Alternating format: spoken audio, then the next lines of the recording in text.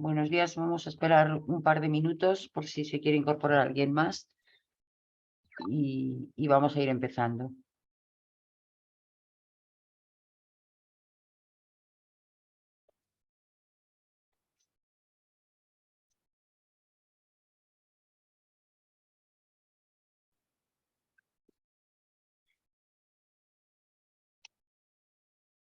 Bueno, yo creo que ya podemos empezar. Esto más o menos está estable el número de personas.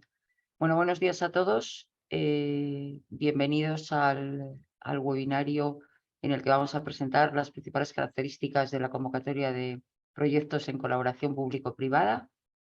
Yo soy Lourdes Armesto y soy la jefa de División de Coordinación, Evaluación y Seguimiento de la Agencia Estatal de Investigación.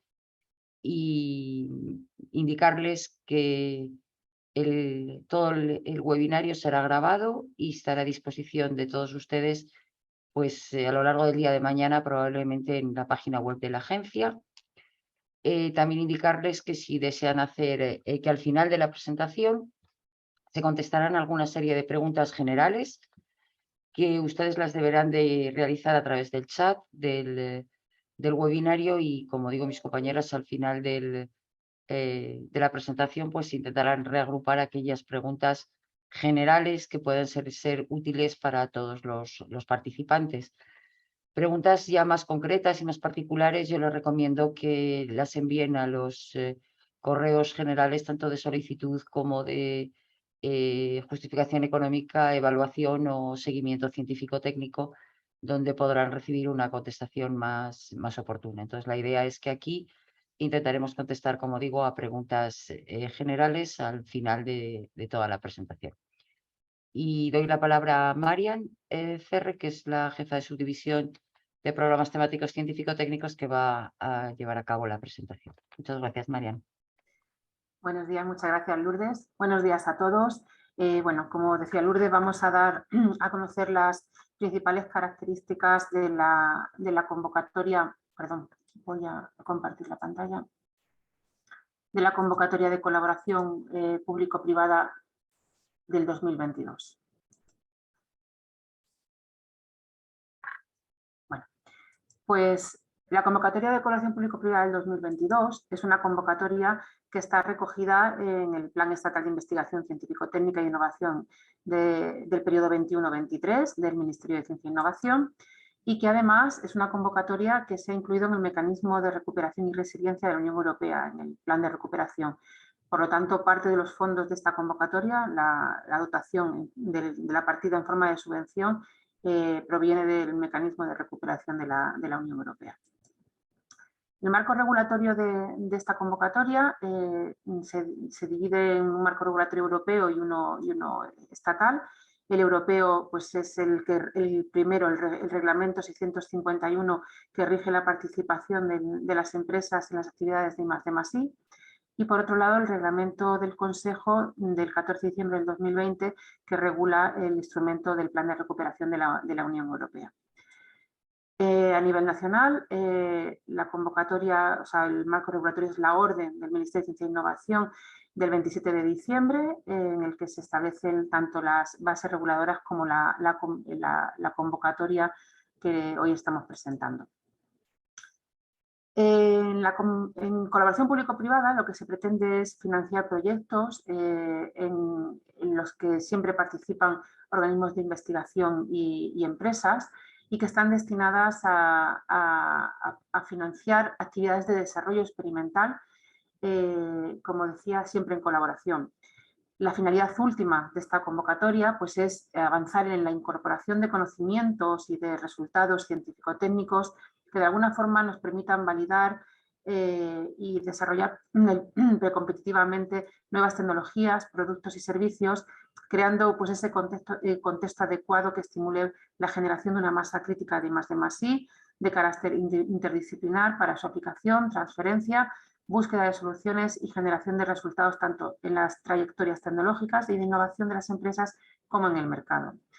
Se pretende pues, básicamente movilizar inversión privada, generar empleo de alta cualificación, mejorar la balanza tecnológica del país, reforzar la capacidad de liderazgo internacional de nuestro sistema Español de Ciencia, Tecnología e Innovación y de alguna forma pues, contribuir a la mejora de la competitividad del tejido empresarial.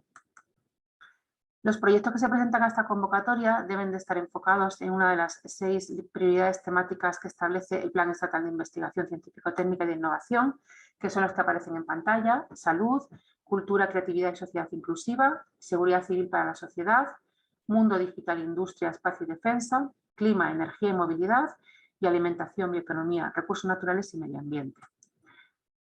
¿Cómo son estos proyectos? Pues como decía, proyectos de desarrollo experimental en colaboración. Esto implica que al finalizar el proyecto debemos de tener un producto que esté listo para dar el salto al mercado, que siempre van a estar liderados por una empresa, que va a ser el representante del consorcio, el representante de la agrupación ante la administración.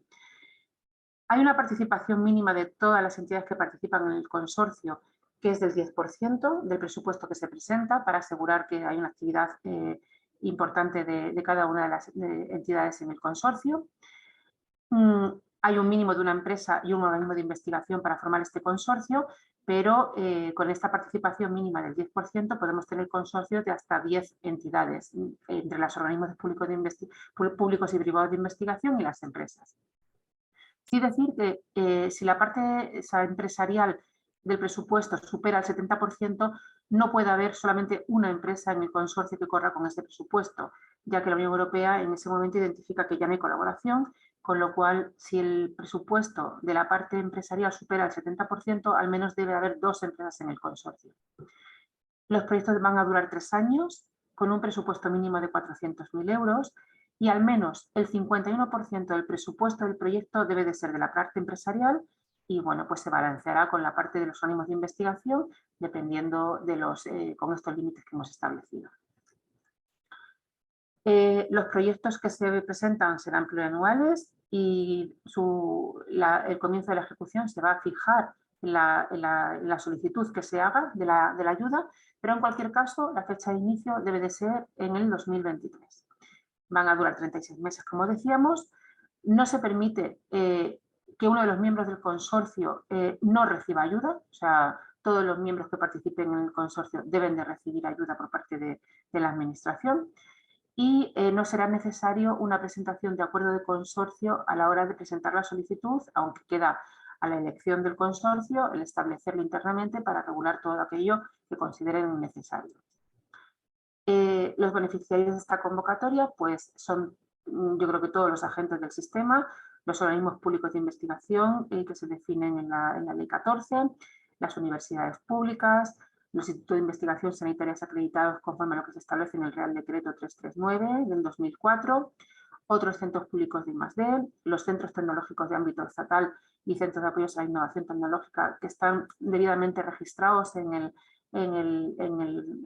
registro del Ministerio de Ciencia e Innovación, universidades privadas con capacidad de actividad demostrada en investigación y desarrollo, otros centros privados de I+D, siempre y cuando con personalidad jurídica propia y sin ánimo de lucro, siempre y cuando en sus estatutos tengan como finalidad principal la I+D, empresas de todos los tamaños, pequeñas, medianas y grandes, y las asociaciones empresariales sectoriales. Esta convocatoria cuenta con un presupuesto de 260 millones de euros, de los cuales 110 son en forma de subvención y 150 en forma de préstamo. La subvención, como decía, viene del plan de recuperación y no está cofinanciada esta convocatoria con el fondo FEDER, ya que no puede haber 2 fondos europeos en la misma convocatoria. La distribución del presupuesto es como aparece en pantalla. Esto implica que en la concesión en el 2023 la subvención que se va a conceder es aproximadamente el 73% del total, 80 millones de los 110 millones, y el total del préstamo. En el 2024 no habrá liberación de pago, pero sí el restante de la subvención, el 27% restante aproximadamente de la subvención, se liberará al comienzo del 2025. ¿Cómo se financia estos proyectos? ¿Cómo se financian? Pues dependiendo de la naturaleza jurídica de los diferentes integrantes. Los organismos públicos de investigación reciben la ayuda en forma de subvención, lo hacen en la modalidad de costes marginales. Esto implica que el personal propio de las entidades de los organismos públicos no se vuelva a financiar, sí tiene que computar en el presupuesto del proyecto, en ese 10% mínimo que se exige, pero no se volverá a financiar. la ayuda podría llegar pues, hasta el 100% siempre y cuando exista una contabilidad separada. En el caso de los organismos privados de I+D, la ayuda también será en forma de subvención, también podría llegar al 100% y en este caso sí se realiza a forma de costes totales, es decir, el personal propio sí está financiado. Las empresas reciben la ayuda en forma de préstamo a costes totales, con el personal propio incluido, y la intensidad de ayuda del préstamo, que podría llegar hasta el 95%, va a depender del tamaño de la empresa y de la situación financiera en la que se encuentran sus cuentas. Hacemos un análisis financiero previo de todas las entidades que se presentan a la convocatoria con una entidad externa y en función de las normas del marco europeo se establece la clasificación financiera de las mismas y en función de eso y del tamaño de la empresa, del interés del dinero, bueno, de una serie de parámetros, se establece la cuantía máxima que se puede conceder en forma de préstamo, de forma que si la transpusiéramos a subvención no nos pasaríamos de los límites que el marco europeo nos permite. Las empresas públicas no se pueden endeudar y en este caso la ayuda la reciben en forma de subvención y lo hacen a la intensidad máxima que el marco europeo permite para las grandes empresas en el marco del desarrollo experimental que es el de estos proyectos, que es el 40%. Permite un 50% para las medianas y un 60% para las pequeñas. Hay una salvedad y es que en esta convocatoria, al igual que ocurrió en la convocatoria del 2021, las empresas pueden recibir una ayuda en forma de subvención ligada a la contratación de doctores que veremos a continuación. Para las entidades que reciben préstamo, pues estas son las características de los mismos. Será el Euribor a un año publicado por el Banco de España el mismo día del mes anterior al que se publicó la convocatoria, es decir, que mira el Euribor del mes de noviembre correspondiente al día de la publicación de la convocatoria. Y hay 10 años para la amortización de este préstamo, incluyendo los 3 primeros de carencia en los que no se devuelve el dinero. También se exige una serie de garantías de este préstamo, ya que bueno, hay que asegurar el retorno al tesoro público. Si una entidad recibe más de 200.000 euros en el proyecto, tendrá que presentar garantía bancaria por el 25% de la cantidad que se le concede. Si no es así, pero pertenece a un consorcio con varias entidades que reciben préstamo y entre todas reciben más de 1 millón de euros, también tendrá que presentar esa garantía bancaria por el 25% de la cantidad que se conceda. ¿Qué financiamos en esta convocatoria? Pues personal, tanto el propio como de nueva contratación que cotiza la Seguridad Social, con un máximo de 50 euros a la hora. Las sociedades cooperativas, los socios accionistas, no se financian los autónomos. Recordar que para los organismos públicos de investigación, en el presupuesto tiene que estar imputado el personal propio, pero no se volverá a financiar porque ya está financiado por alguna administración, ya sea la general del Estado, la local o la autonómica. Aparatos y equipos, pues amortización de nuevos usados para todo el mundo y la adquisición solo para los organismos de investigación siempre y cuando la vida útil coincida con la duración del proyecto. Materiales, pues todo aquello que está directamente relacionado con el proyecto. No se financia el material de oficina y consumibles informáticos. Pedimos las cuentas auditadas, con lo cual se permite una partida de 2.500 euros por beneficiario para realizar dicha auditoría. Viajes, todo lo que sea necesario tanto para la ejecución y la coordinación del proyecto. Consultoría, esta es una partida que está ligada única y exclusivamente al coordinador, al representante legal del consorcio, y que puede llegar a ser hasta 20.000 euros y es una partida que se concede pues, para la ayuda de la gestión del proyecto, muchas veces sobre todo las pequeñas empresas que no tienen tanta capacidad para gestionar proyectos de esta envergadura, pues se permite esta partida.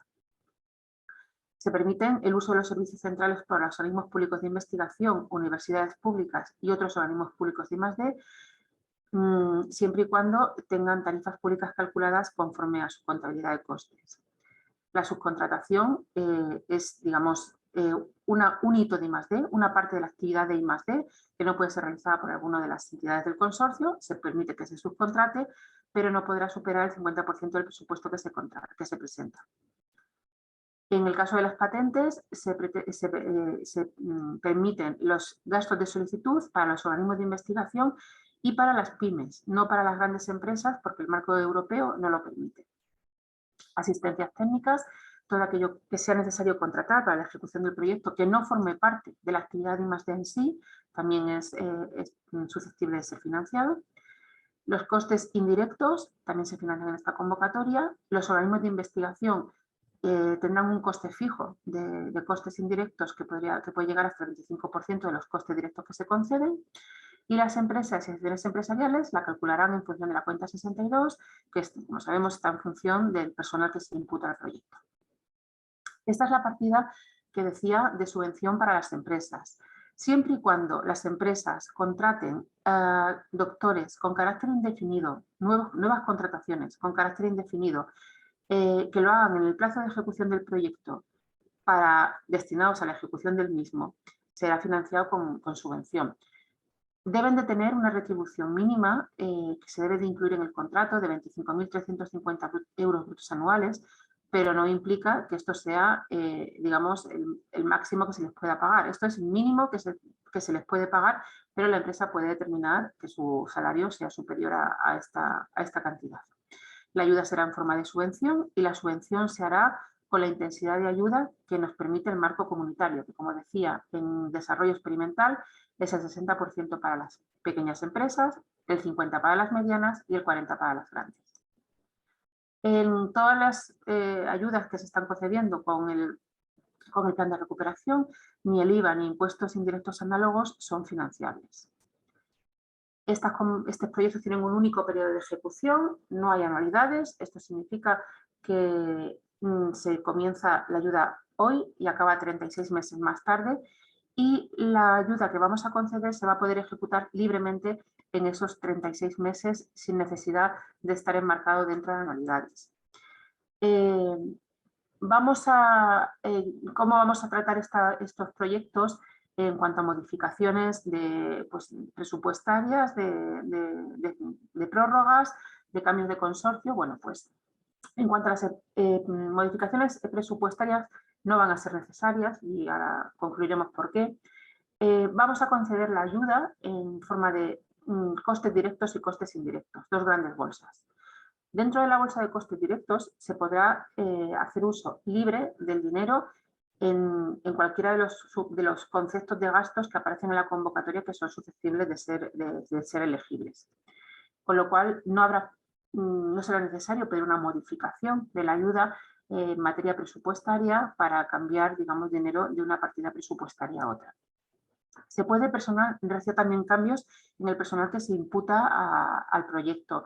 Cuando se presenta la solicitud, se declara un personal y se puede sufrir modificaciones a lo largo de la vida del proyecto, siempre y cuando se realice un cambio por personal equivalente del mismo grupo de cotización del que se presentó inicialmente, y luego lo que habrá que hacer es justificarlo en la memoria técnica final. Hay una excepción en ese gasto libre de los costes directos que vamos a conceder, y es en las empresas. Las empresas van a recibir su ayuda en forma de préstamo. Todo ese préstamo se va a poder gastar libremente en los conceptos financiables, pero la ayuda que se conceda en forma de subvención para la contratación de doctores, esa, digamos, no se puede mezclar con el préstamo. No son partidas presupuestarias iguales, con lo cual la ayuda que las empresas puedan recibir en forma de subvención para contratación de doctores es exclusivamente para eso, para contratación de doctores. Y si se concede ayuda para contratar 2 doctores y al final de la ayuda solamente se ha contratado 1, pues esa parte habrá que devolverla. Tampoco se van a permitir las compensaciones entre los costes directos y los indirectos. Por lo tanto, como vemos, no hará falta pedir ninguna modificación de materia presupuestaria. Sí habrá que pedir estas modificaciones siempre y cuando se quiera pedir un cambio en el periodo de ejecución, las prórrogas de los proyectos. Pero también tenemos que decir que van a ser muy pocas las que se concedan y por motivos muy, muy justificados, ya que el plan de recuperación nos está marcando unos límites en el tiempo muy estrictos y tenemos que tener en el 2026 todas las ayudas revisadas y justificadas y reportadas en Bruselas, con lo cual vamos a ser bastante estrictos con el tema de las prórrogas de ejecución. En cualquier caso, si hubiera que pedirla, hay que pedirla 2 meses antes de que acabe la ejecución del proyecto. Bueno, como máximo, se puede pedir en cualquier momento, pero eso es, digamos, el máximo. También se pueden permitir cambios en la composición del consorcio siempre y cuando se produzca una causa sobrevenida, y en este caso la Abogacía del Estado lo que considera una causa sobrevenida es que alguna de las entidades pues, tenga una situación de concurso de acreedores, por ejemplo. En ese caso se puede reevaluar el proyecto previa solicitud, viendo si los objetivos del proyecto se siguen cumpliendo y se pueden llevar a cabo, siempre y cuando se cumplan las condiciones de colaboración público-privada, es decir, si una empresa es la que entra en concurso de acreedores, pues al menos debería haber otra empresa en el consorcio que permanezca en el mismo. Y este cambio hay que pedirlo como máximo antes de que acabe el proyecto 4 meses antes, ya que es un proceso largo de reevaluación y necesitamos este tiempo para dar el visto bueno al mismo. En cuanto al seguimiento científico-técnico y económico de las ayudas, estamos tendiendo en este tipo de proyectos a que solamente haya una justificación al final de la vida del proyecto, pero excepcionalmente esta convocatoria va a tener 2 justificaciones científico-técnicas debido a esa exigencia del plan de recuperación, ya que los proyectos van a empezar en el 2023, con lo cual se van a alargar en el año 2026 y tenemos que tener una justificación intermedia de que se están ejecutando las ayudas, de que se están cumpliendo los objetivos y de que se está cumpliendo con el principio de NSH, de no dañar al medio ambiente significativamente, que veremos a continuación. Por lo tanto, vamos a pedir una memoria científico-técnica en el periodo entre el 1 de enero y el 31 de marzo del 2025 que describa las actividades que se han realizado hasta final del 2024, hasta diciembre del 2024. Luego habrá una memoria final, cuando 3 meses después de que acabe la ayuda, para, digamos, finalizar la ejecución técnica del proyecto y presentar los indicadores de la Estrategia Española de Ciencia, Tecnología e Innovación. Por otro lado, la justificación económica, esa sí va a ser una única justificación y se hará al final de la ayuda. Justo cuando acabe la ayuda, en los 3 meses posteriores a la finalización del proyecto, habrá que presentar esta justificación económica.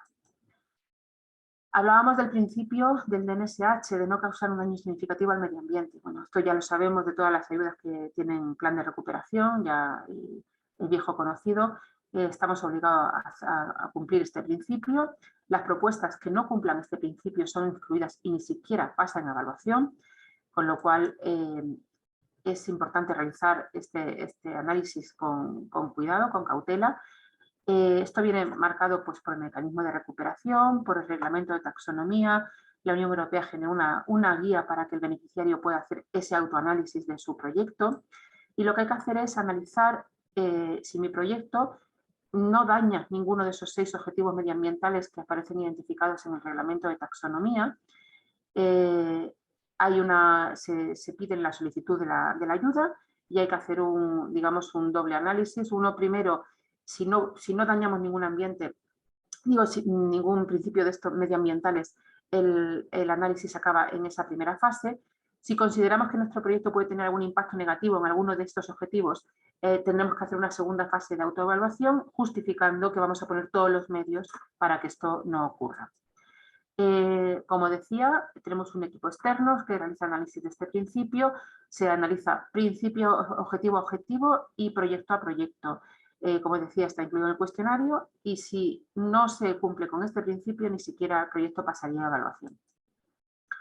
Recordar que estas ayudas tienen efecto incentivador por el marco europeo. Esto implica que cuando la fecha de inicio del proyecto, anteriormente a esa fecha, no puede haber ni comienzo de actividad ni gastos ejecutados.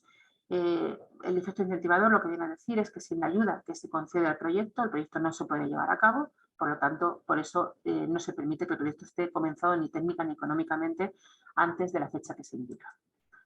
En el boletín oficial del Estado que está publicado, pues hay una serie de indicaciones para realizar la memoria con un máximo de 40 páginas, se puede presentar en inglés o en español, con una determinada tipología de letra y una serie de especificaciones que se dan. También hay un contenido indicativo de los epígrafes que tiene que contener la memoria y no se pueden recordar que no es necesario, o sea, no se puede incluir en la memoria actividades de entidades que no forman parte del consorcio o otras actividades que realizan las entidades que forman parte del consorcio pero que no tienen nada que ver con el proyecto.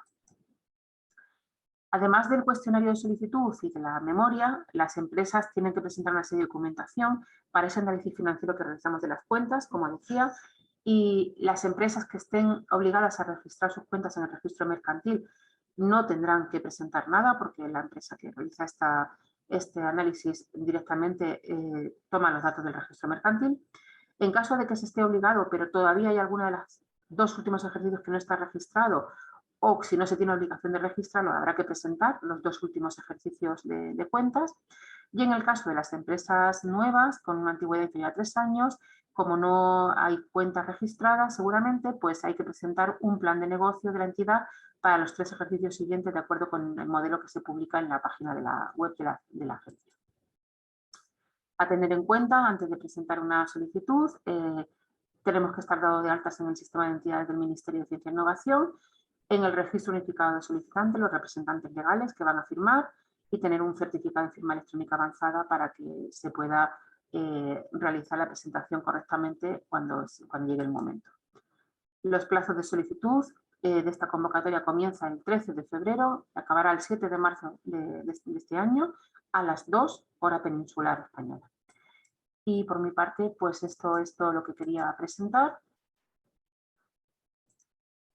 Y bueno, pues a continuación me van a acompañar 2 compañeras para realizar las preguntas que están entrando en el chat.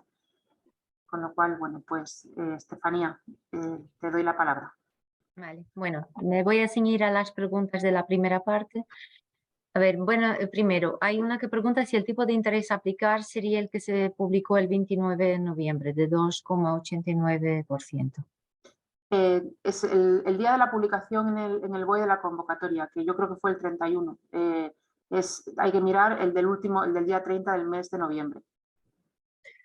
Preguntan si solamente hay una justificación económica.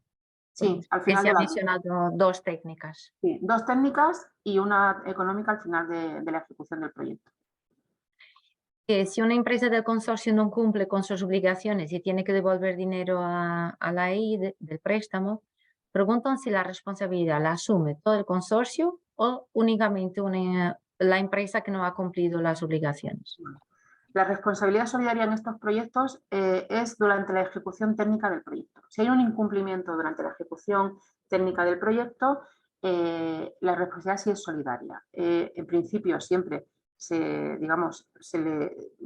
pide el reintegro a la entidad que ha incumplido, pero en este caso sí hay responsabilidad solidaria siempre y cuando sea durante la ejecución, un incumplimiento en la ejecución del proyecto. Pero si el incumplimiento es en la devolución del préstamo, ahí ya no hay responsabilidad solidaria. En los años que resten de devolución del préstamo es la propia entidad la única responsable de la devolución. Luego hay una cuestión referente a la contratación indefinida de doctores.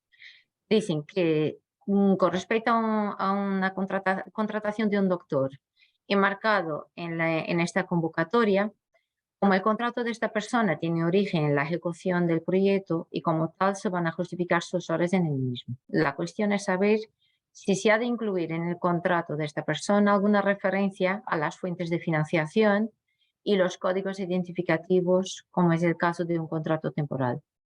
Yo me imagino que se refiere, se tiene que estar clara la vinculación con el proyecto. Evidentemente tiene que se contratan para la ejecución del proyecto, pero con carácter indefinido, ¿de acuerdo? Así que tiene que estar clara la vinculación al proyecto. ¿Se puede participar autónomos en el proyecto? ¿Se pueden imputar autónomos? No, está en la presentación que no se financian los autónomos.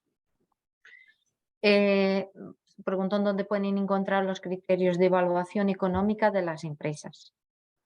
En el reglamento europeo. O sea, el reglamento europeo en lo que establece digamos, las pautas para realizar esa evaluación económica de las empresas.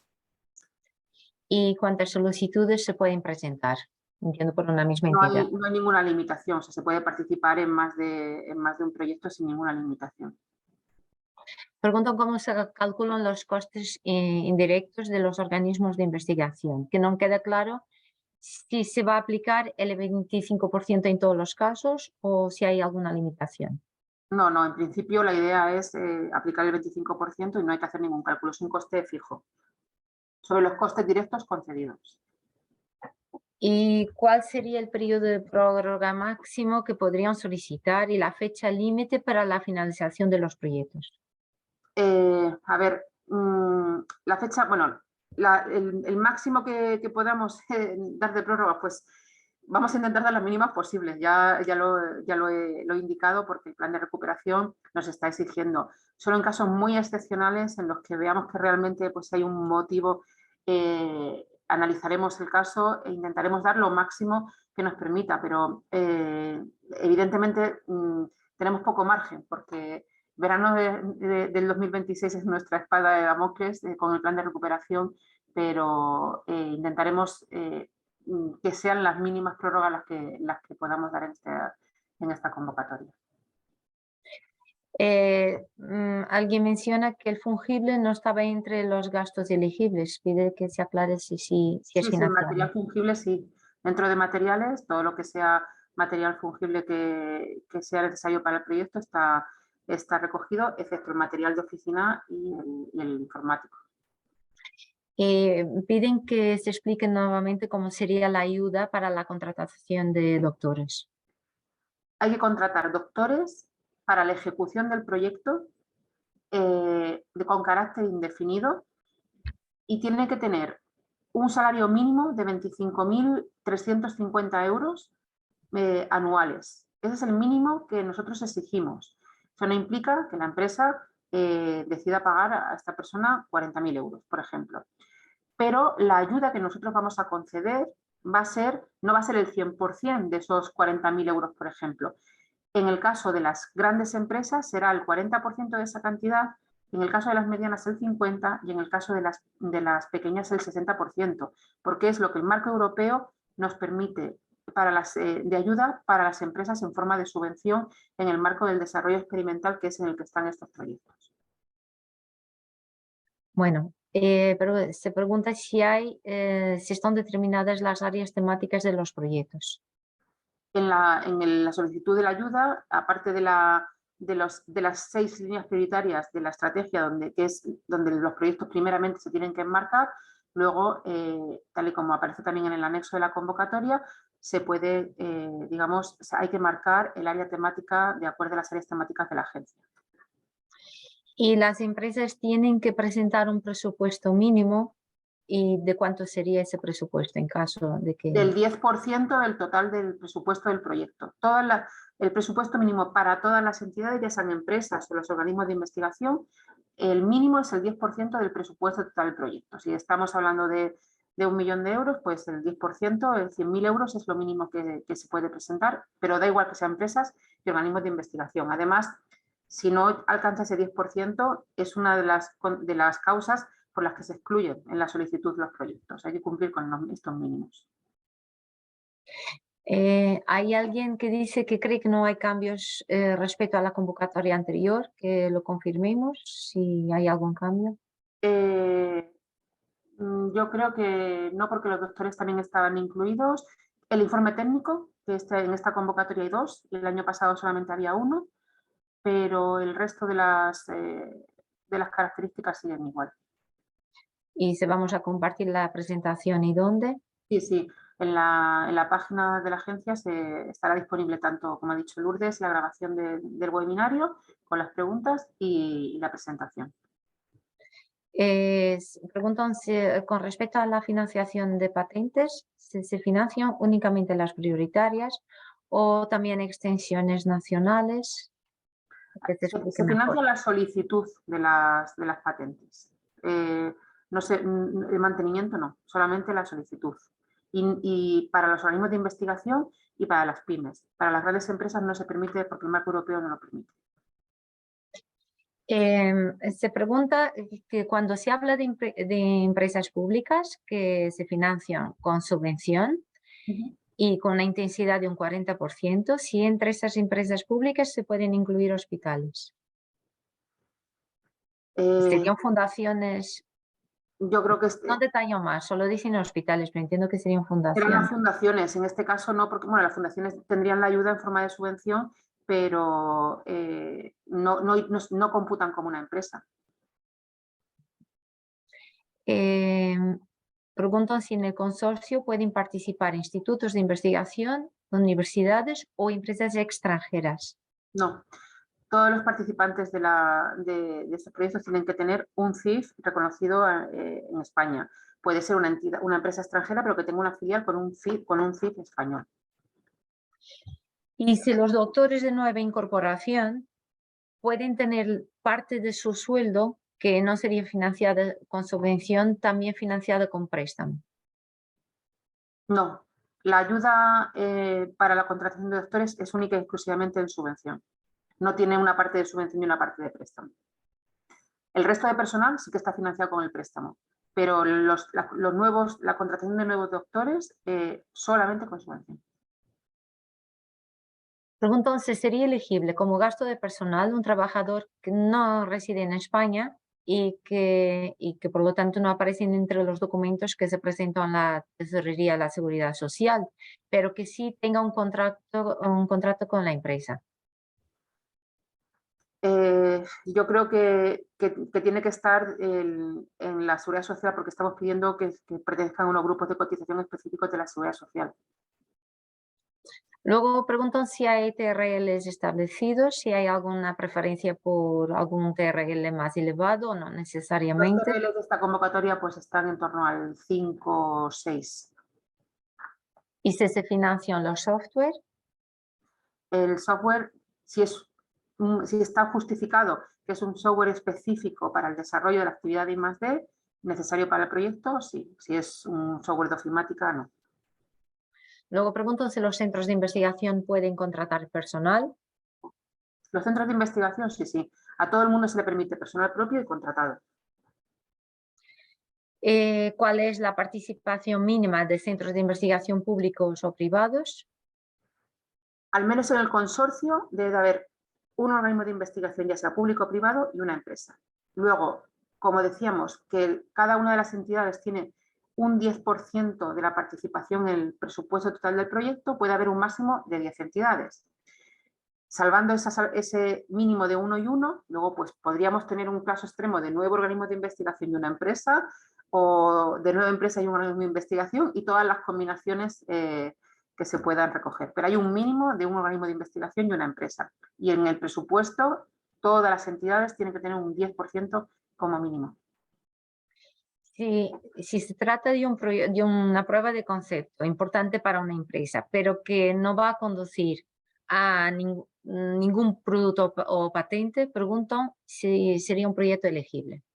Tenemos que tener el desarrollo experimental, habla de un producto que ya podría dar el salto al mercado, digamos en una siguiente fase, con lo cual hace falta tener un producto al final del proyecto. ¿Y cómo se van a realizar los pagos de las ayudas? Con la concesión se va a liberar el 100% del préstamo, de todas las entidades que reciben préstamos lo van a recibir todo con la concesión, y los organismos que reciben subvención van a recibir en torno al 73% con la concesión, y al comienzo del año 2025 el resto, el 27% restante. Con respecto a la duración, preguntan si podría ser inferior a 36 meses. No. Y si el proyecto puede ser completamente financiado por el préstamo, o tiene que existir aportación por parte de la empresa.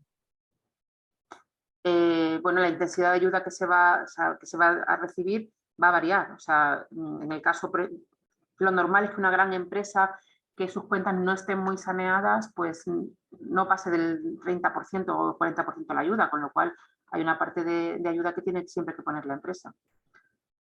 Una de las cosas que se pretende con la convocatoria es movilizar la inversión privada y que las empresas cada vez participen más en la innovación. Bueno, también indican que en la convocatoria anterior se emitía un informe motivado ex ante con vista a las deducciones fiscales, y que en esta convocatoria no está.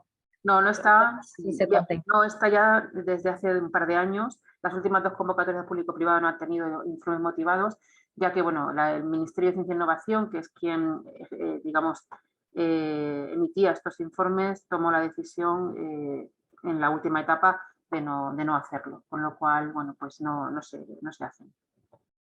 Dicen que a veces los socios por obligación son autónomos, sí podrían participar. Los autónomos no pueden Otra participar. vez. Sí. Y si se otorga, otra vez, hay muchas preguntas sobre el tema de los doctores. Preguntan si se podría solicitar la incorporación de más de un doctor. Sí, no hay límite máximo. Se pueden contratar todo aquello que esté justificado que sea necesario para la ejecución del proyecto. Y en caso de que se financie un proyecto y tenga ayuda en subvención para la contratación de un doctor y la empresa finalmente no puede llevar a cabo esa contratación, se podrían asumir las tareas y las horas previstas del resto del personal propio de la empresa.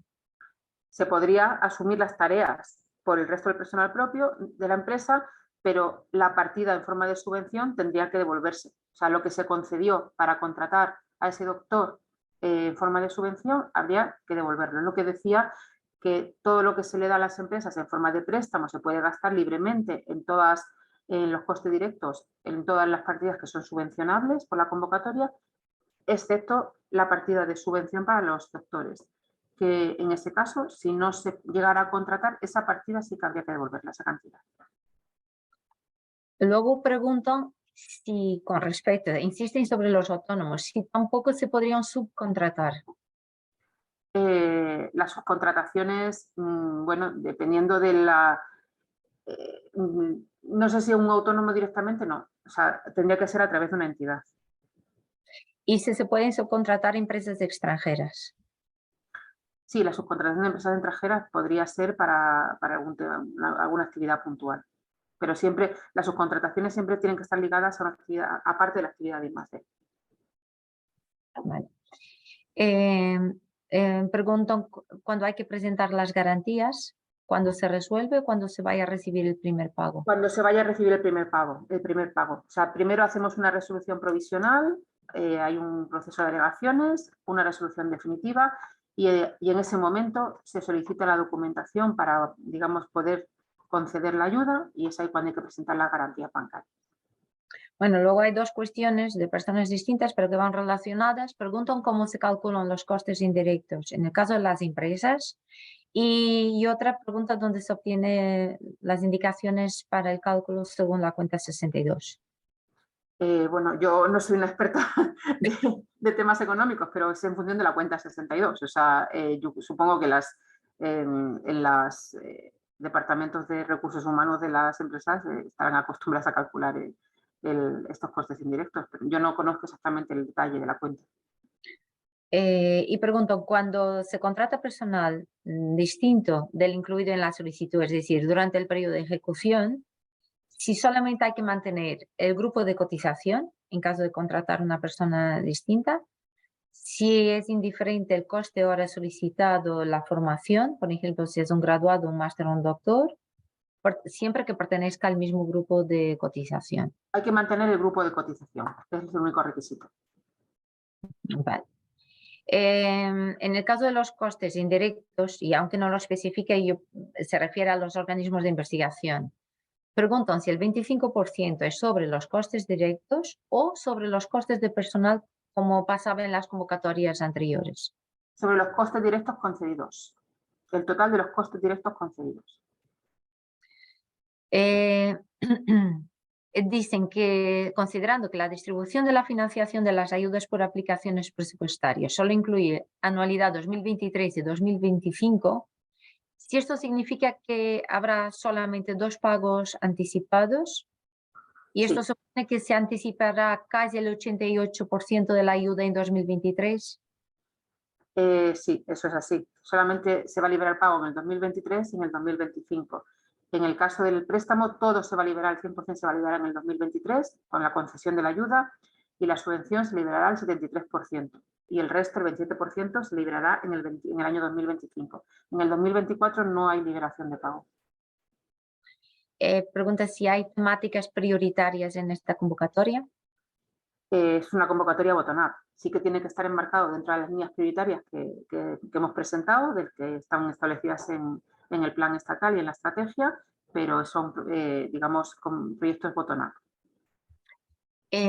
Pregunto si la universidad podría contratar a personal nuevo y si sería financiable y si entraría como costes marginales. No, el personal de nueva contratación entra a costes totales. Costes marginales es solamente el personal propio. ¿Y si hay que contratar necesariamente doctores para la ejecución de proyectos o es opcional? Es opcional. Yo creo que hay un poco de confusión entre las ayudas de doctores a empresas y la contratación de doctores en general, pero bueno, podemos... No es obligatorio contratar un doctor. La contratación no tiene que estar obligada, pero es una opción más. Y se pueden incluir la contratación de doctores que previamente han tenido vinculación con la empresa, pero que en el momento de solicitar la ayuda ya no la tienen. Si ya no tienen ninguna vinculación y es otra vez una nueva contratación, sí, se podría. Pregunto por el importe financiable para auditorías 2.500 euros por beneficiario. y pregunto si es para los 3 años del proyecto y se pueden llevar a cabo la auditoría con la empresa que habitualmente audita sus cuentas anuales. Lo segundo sí, y lo primero, no hay anualidades en esta convocatoria. Hay un único periodo de ejecución. Solamente hay una presentación de justificación económica al final. Los 2.500 euros es para esa justificación, la auditoría de esa justificación única al final del proyecto. Pregunto si se van a solicitar 3 ofertas para cada uno de los gastos. Para las contrataciones, siempre y cuando supere los 60.000 euros y bueno, de las condiciones que aparecen en la convocatoria. Bueno, hay cuestiones que se repiten, que se han contestado ya anteriormente, de duración, de material fungible, etcétera, de los costes indirectos, que ya se ha contestado también, y pregunto si el límite de subvención para incorporación de doctores, con el 40, 50 o 60% de intensidades máximas según el tamaño de empresa, sería el que corresponde a un coste de hora de 50 euros la hora. No, el coste hora va a venir, o sea, no hay, nosotros pedimos que el coste hora no puede ser superior al 50%, a 50 euros a la hora para todo el personal que participa en el proyecto. Pero no hay ninguna limitación de que sea digamos, el máximo que haya que poner, puede ser menor. ¿Cuál es el presupuesto mínimo del proyecto? 400.000 euros. Que preguntamos si no era 500.000. No, 400.000 está así. Pero se pregunta si se puede adelantar algo sobre los criterios de evaluación científico-técnica, sobre todo para el tema de incumplimiento y devolución del préstamo. No tiene nada que ver los criterios de evaluación con el incumplimiento. Los criterios de evaluación están en la convocatoria y como por supuesto se evalúa la calidad técnica de la propuesta, la capacidad del consorcio para llevar a cabo la ejecución, el impacto que van a tener los resultados, el presupuesto que se presenta, pero no tiene nada que ver con los incumplimientos. O sea, esto son los criterios de la evaluación de la presentación de la propuesta antes de que se decida si el proyecto se concede o no se concede. El tema de los incumplimientos viene una vez que arranca el proyecto y no se lleva a cabo el proyecto por algún motivo. Pregunto si podría una empresa participar sin solicitar ayuda económica. ¿Perdón? Si una empresa podría participar, pero no solicitar todo el mundo ayuda que participa tiene que pedir ayuda. Si no, no es beneficiario del proyecto. No se puede, digamos, participar sin solicitar ayuda. Bueno, se repiten unas cuantas cuestiones. Pregunto si se puede contratar personas para hacer la tesis por parte de los organismos públicos de investigación o de la empresa, o solamente se subvenciona la contratación de doctores. No hay nada establecido en la convocatoria respecto a este tema, pero evidentemente se puede contratar a una persona y que pueda realizar su tesis doctoral en el marco del proyecto. O sea, eso no habría ningún problema, pero no hay nada regulado en la convocatoria a día de hoy. También vuelven a insistir sobre las justificaciones económicas porque en la convocatoria 21 se presentaba anualmente. Pregunto en esta, ¿cómo se hará? Solamente una al final. se pueden participar asociaciones de pacientes como parte del consorcio. Asociaciones de pacientes. Mm. Yo creo que me parece que no. Y se podrían participar empresas públicas que declararon pérdidas en sus cuentas en la última anualidad. Yo creo que tampoco, porque el análisis financiero, independientemente de que la ayuda se da en forma de subvención, las empresas pasan todas por el análisis de la Unión Europea. Entonces, si tienen pérdidas, difícilmente van a poder recibir ayuda. Bueno, piden que se aclare qué significa cuando nos referimos a la financiación de los costes de personal, que decimos no serán financiables los costes de personal propio financiados con cargo al capítulo 1, gastos de personal del organismo o entidad, salvo que sean gastos derivados de contratos formalizados al amparo del artículo de la 23 bis de la Ley de la Ciencia.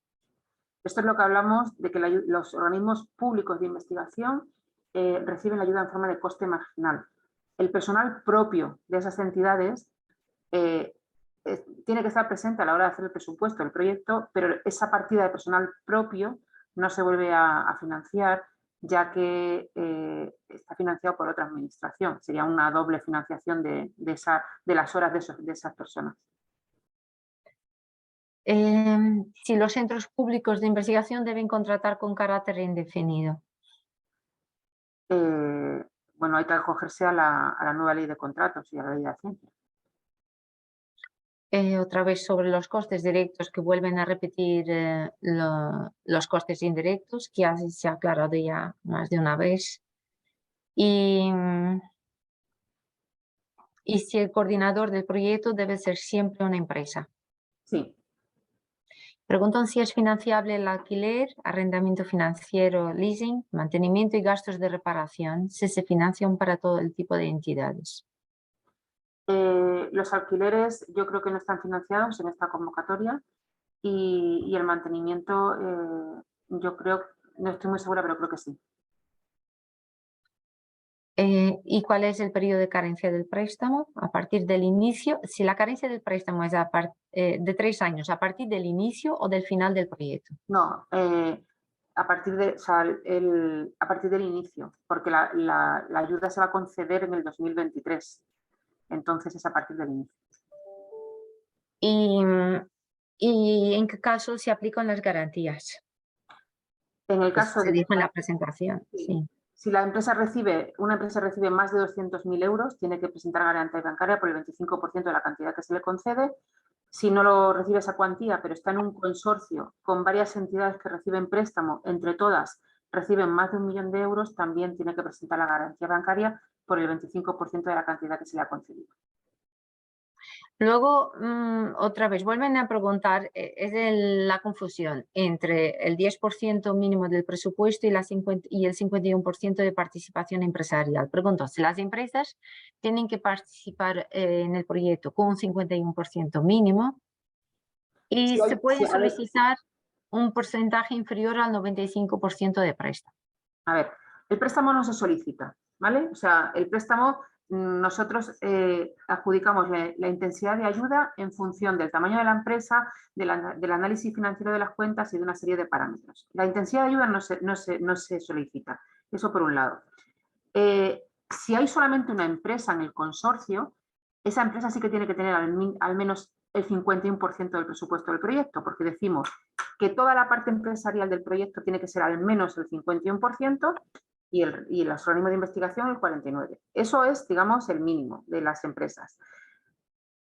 Pero si hay una, evidentemente tiene que cumplirse el 51%. Si hay dos, ese porcentaje ya se puede ir bajando. O sea, sí que está claro que el mínimo es el 10%. O sea, podría haber una empresa que tuviera el 41% y otra el 10%, por ejemplo. Eso podría darse. Pero el 51% solamente es en el caso de que haya una sola empresa. O sea, todo el conjunto de las empresas tienen que tener al menos el 51% del presupuesto del proyecto. Luego, con respecto a los autónomos, como ha dicho que no serían financiables, pregunto si entonces en el caso de las pymes cuyos socios accionistas son autónomos, si no se financiarían. Es distinto. Es distinto. Los socios accionistas sí se financia, sí, hay que presentar en la convocatoria hay una serie digamos, de requisitos que hay que presentar un poder notarial y alguna documentación más donde digamos, se identifique esa persona como perteneciente a la empresa, pero los socios accionistas sí se financian. Bueno, se repiten mucho las preguntas sobre costes indirectos, como los pagos que ya se han aclarado a lo largo de la convocatoria, sobre el porcentaje mínimo que se puede pedir, porcentaje de subvención. Y preguntan cuáles son los límites para la subcontratación y si hay algún aspecto concreto a considerar en la participación de entidades vinculadas, bien como socio o mediante subcontratación. A ver, las subcontrataciones en ningún caso pueden ser más del 50% del presupuesto que se presenta, ¿de acuerdo? Y siempre y cuando las entidades tengan un CIF independiente, pueden participar como miembros del consorcio, aunque pertenezcan a un grupo, pero tienen que tener CIF independientes. Los gastos de patentes otra vez vuelven, se repiten muchísimo las preguntas, siguen preguntando cómo se calculan el 25% de los costes directos, que ya lo has contestado, y los TRLs también. Yo creo que ya la siguiente te lo paso, Lucía, por otras cuestiones. Sí, gracias. Quedan, de la otra parte hay pocas cuestiones. Hay algunas relacionadas con el DNSH que quedaron por ahí y preguntan sobre cuándo se tiene que presentar el certificado y preguntaban también qué pasa con un proyecto que no es que cause daño al medio ambiente, sino que es beneficiario para el medio ambiente. ¿Eso lo tienen que incorporar? A ver, el análisis se hace en el cuestionario de solicitud. O sea, cuando rellenemos el cuestionario de solicitud, ahí van a estar las preguntas necesarias responder para hacer el análisis del DNSH. Si un proyecto, lo que decíamos, claramente no daña ninguno de los 6 objetivos medioambientales, pues la evaluación es una evaluación que se hace en una primera fase solamente y ahí termina.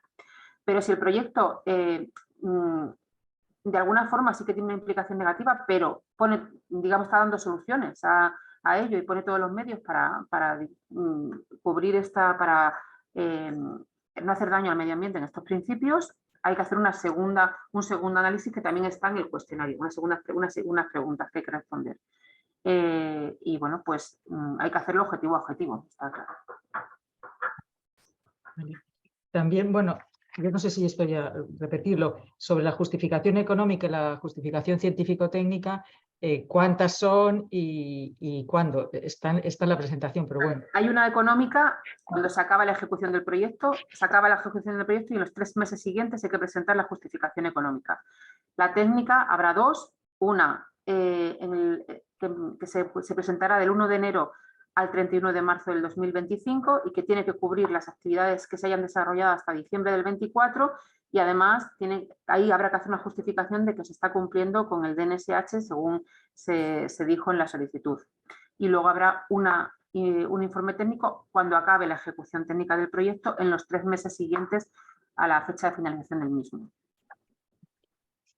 Había otra que no sé si se ha contestado sobre la prórroga máxima. ¿Qué prórroga máxima se puede pedir?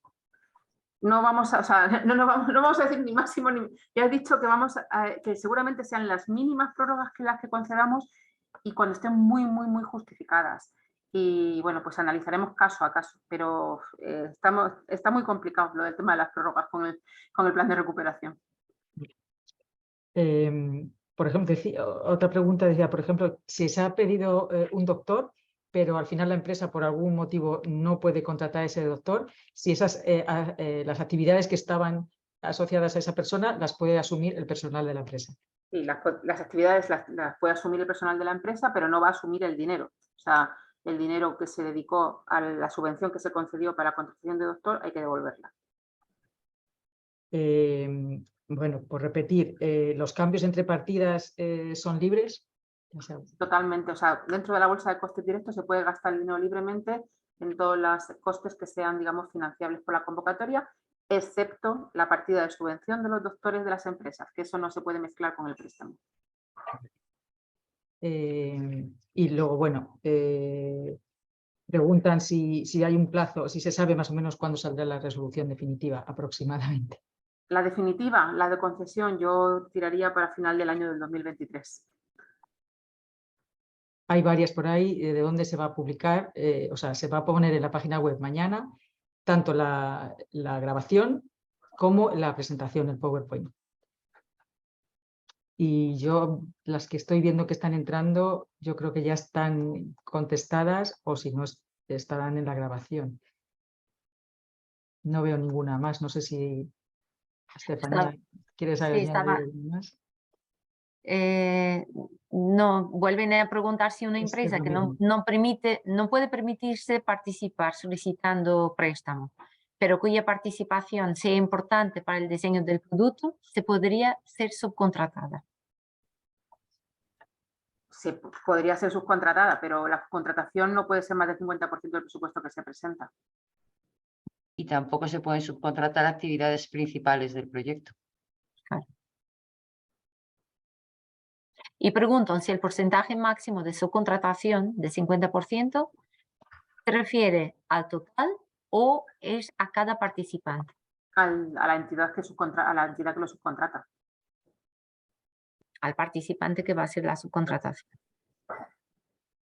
Y yo creo que nada más, es que se van repitiendo luego los temas y En cualquier caso, pues bueno, hay un documento de preguntas frecuentes colgado en la página web y también en los distintos correos se pueden dirigir, como decía al inicio, preguntas así más concretas, ¿no? preguntan si son financiables las indemnizaciones por final de contrato. Yo no lo sé. Lourdes, ¿tú ahí lo tienes más claro? A ver, en principio sí, siempre y cuando el contrato esté directamente relacionado con el proyecto y únicamente por el periodo en el que el contrato ha estado directamente relacionado con el proyecto. Puesto que ahora, claro, lógicamente tienen que ser contratos indefinidos o bien contratos de acuerdo a la ley de la ciencia. Ya, y luego otra, si contrata un doctorando para el proyecto, ya haya iniciado su tesis, si es posible, contratar a una persona que ya tiene la tesis iniciada. Para utilizar la partida de contratación de doctores, tienes que ya ser doctor, tener el grado de doctor.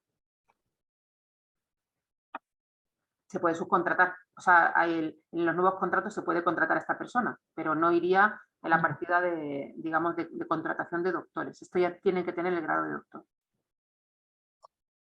Creo que nada más.